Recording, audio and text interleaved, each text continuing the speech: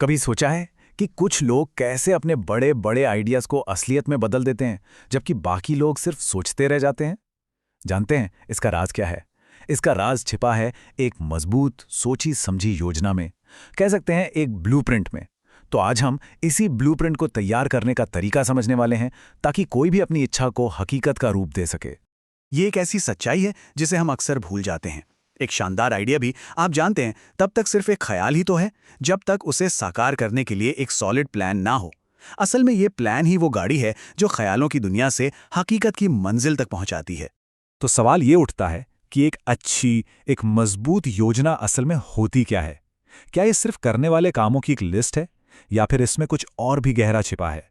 चलिए आज इसी रहस्य से पर्दा उठाते हैं और देखते हैं कि एक कामयाब योजना के पीछे की असल कहानी क्या है। तो चलिए शुरू करते हैं। हमारा पहला पड़ाव ये समझना है कि कैसे एक छोटा सा ख्याल एक बहुत बड़ी कामयाबी में तब्दील हो जाता है। सुनने में ये किसी जादू की तरह लग सकता है, लेकिन यकीन मानिए इसके पीछे एक बहुत ही ठोस तरीका है। ये स्लाइड देखिए, पूरी प्रक्रिया का सार है। सब कुछ एक मामूली सी इच्छा से शुरू होता है, फिर हमारी कल्पना की वर्कशॉप में उसे एक शक्ल दी जाती है। वहां से एक मजबूत योजना यानी कि एक ब्लूप्रिंट तैयार होता है, और आखिर में एक्शन के जरिए वो हकीकत बन जाता है। हर एक कदम दूसरे से जुड़ा है और बेहद जरूरी है।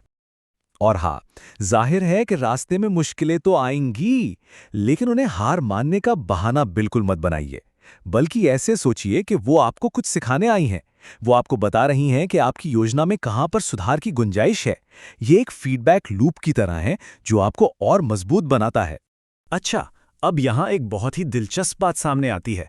आपकी योजना का सबसे जरूरी हिस्सा आप अकेले नहीं हैं, बल्कि आपकी टीम है। कोई भी महान काम अकेले नहीं किया जा सकता। ये स्लाइड मास्टरमाइंड के कॉन्सेप्ट को समझाती है। जरा सोचकर देखिए, हेनरी फोर्ड ने अकेले कार नहीं बनाई थी। उनके पास इंजीनियर, डिजाइनर और व्यापारियों की एक ऐसी टीम थी जो सभी एक ही लक्ष्य के लिए काम कर रहे थे। बस यही एक मास्टरमाइंड ग्रुप की असली ताकत है। एक असरदार मास्टरमाइंड ग्रुप बनाने के लिए 3 बातें बहुत जरूरी हैं। पहली, ये साफ होना चाहिए कि हर सदस्य को बदले में क्या फायदा मिल रहा है। दूसरी बात, अपनी योजना को और बेहतर बनाने के लिए हफ्ते में कम से कम 2 बार मिलना जरूरी है। और तीसरी, जो सबसे अहम है, सभी सदस्यों के बीच पूरा तालमेल और सामंजस्य बना रहना चाहिए। तो अब हमारे पास एक टीम है, लेकिन सवाल यह है कि इस टीम को लीड कैसे किया जाए। एक अच्छी योजना को लागू करने के लिए एक अच्छा लीडर भी तो चाहिए। तो चलिए अब देखते हैं कि एक अच्छा लीडर कैसे बना जाए। ये स्लाइड 2 बिल्कुल अलग तरह के लीडरशिप की तुलना करती है। एक जो सहमति और सहयोग पर टिकी है, और दूसरी जो जबरदस्ती और डर पर। और अगर हम देखें तो ये साफ है कि सिर्फ पहली तरह की लीडरशिप ही है जो लंबे समय तक कामयाब होती है।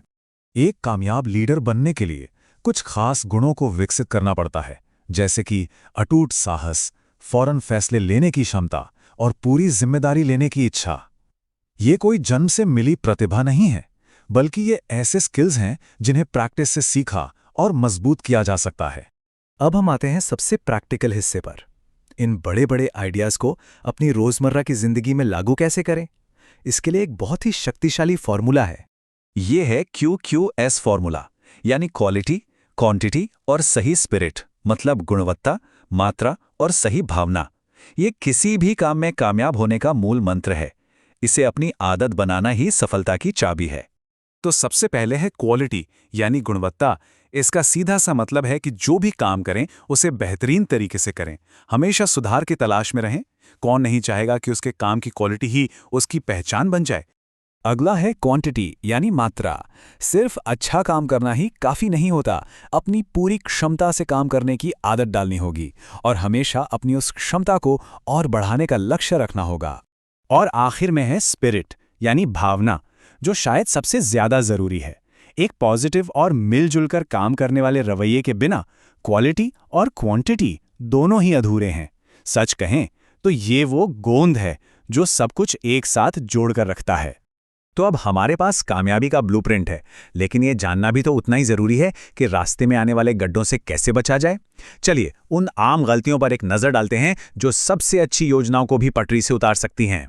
किताब के मुताबिक लोगों के नाकामयाब होने के 30 बड़े कारण हैं, लेकिन हम यहाँ एक लंबी लिस्ट नहीं पढ़ने वाले हैं। इसके बजाय चलिए इन कारणों को कुछ सवालों में बदलते हैं जो हम सब खुद से पूछ सकते हैं।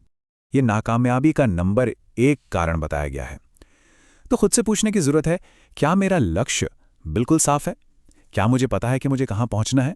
अगर जवाब नहीं है तो यही पहली चीज है जिस पर काम करना है। और ये रहा एक और बड़ा दुश्मन, टाल-मटोल, प्रोक्रेस्टिनेशन। हम सब कभी ना कभी इससे जूझते हैं, लेकिन ये पहचानना जरूरी है कि कहीं ये आदत हमारी तरक्की के रास्ते में तो नहीं आ रही। ये सवाल खुद से ईमानदारी से पूछना होगा।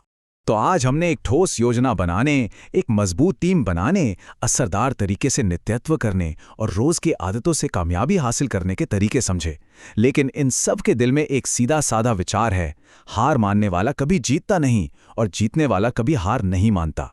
यही वो सोच है जो हर कामयाब योजना के पीछे की ताकत होती है। इसे हमेशा याद रखिएगा।